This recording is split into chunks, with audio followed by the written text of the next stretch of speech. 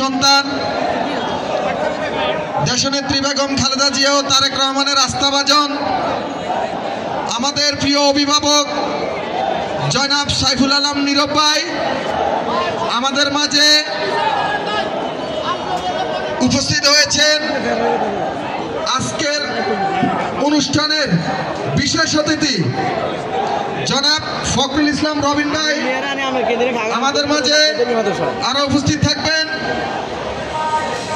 স্বেচ্ছাসেবক দল ঢাকা মহানগর উত্তরের দুইবারের সাধারণ সম্পাদক, বারবার কারা নির্যাতিত নেতা, বারবার যাকে একটা দিন একটা ঘন্টা বাসায় থাকতে দেওয়া হয় নাই, ওই আওয়ামী প্রেসিস ওই স্বৈরাচারী খুনি হাসিনার পেটুয়া বাহিনী ওনাকে যেখানে পেয়েছেন ওখান থেকে ধরে নিয়ে গেছেন।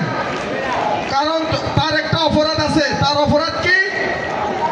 উনি এই দেশের মানুষের পক্ষে কথা বলেন, দলের পক্ষে কথা বলেন, ন্যায়ের পক্ষে কথা বলেন। উনি যুব সমাজের এক নেতৃত্বর মহানায়ক, আমাদের 26 নং ওয়ার্ড জনতার কাউন্সিলর, যাকে বারবার কেরানীগঞ্জ থেকে জেল গেট থেকে বের হয়ে আবার রিটার্ন ওনাকে ওখান থেকে অ্যারেস্ট করে নিয়ে গেছে।